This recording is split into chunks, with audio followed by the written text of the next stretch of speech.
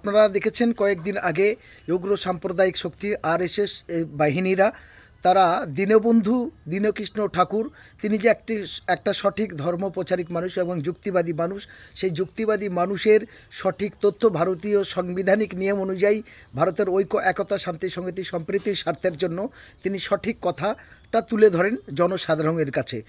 তাই আরএসএস বাহিনীদের কাছে বড় মুশকিল হয়ে দাঁড়িয়েছিল, বড় বিপজ্জনক হয়ে দাঁড়িয়েছিল। তারা যে ধর্মীয় সুড়সুড়ি দিয়ে যে ভারতবর্ষের সংবিধানকে উৎখাত করার চেষ্টা করেছে এবং ভারতবর্ষের জাতি ধর্ম বর্ণ নির্বিশেষে সকলার ভ্রাতৃত্ববোধ সকলার মিলনতীতি ঐক্য ভেঙে চুরমার করতে চেয়েছিল, তারই প্রতিবাদে যখন তিনি সচ্ছল হলেন দীনকৃষ্ণ ঠাকুর, সেই দীনকৃষ্ণ ঠাকুরের উগ্র আরএসএস বাহিনীরা তাকে খুন করার চক্রান্ত করেছে, তাকে আক্রান্ত করতে চেয়েছিলেন। অবশেষ বকুলতলা থানার এখতিয়ারে পুলিশও দুর্ব্যবহার করেছে, নিয়ে তার কোনো রকম প্রাণ রক্ষা হয়েছিল।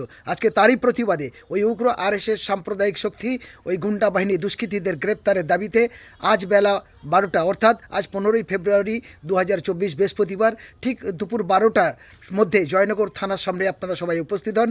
আমি হোসেন গাজী আসছি, বিভিন্ন মানবাধিকার সংগঠন গণসংগঠনের নেতৃত্ব আছে, আপনারাও আসুন, দীনবন্ধুর পাশে দাঁড়ান, দীনকৃষ্ণ ঠাকুরের পাশে দাঁড়ান।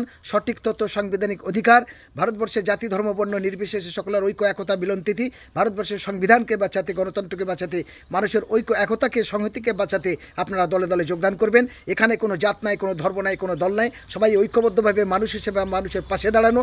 দীনকৃষ্ণ ঠাকুর একটা সঠিক তথ্য যুক্তিবাদী ব্যক্তি, তার পাশে দাঁড়ানোর জন্য আমি হোসেন গাজী করজোরে জয়নগর বিধানসভা কেন্দ্রে সহ দক্ষিণ 24 পরগনার মানুষের কাছে অনুরোধ রাখছি। আমি আসছি আজ ঠিক 12টার সময়, আজ 15ই ফেব্রুয়ারি 2024 বৃহস্পতিবার ঠিক 12টার সময় জয়নগর থানায় উপস্থিত হচ্ছি। আপনারা সবাই দলে দলে আসুন, এই অনুরোধ আপনাদের সকলের কাছে রাখছি। ধন্যবাদ।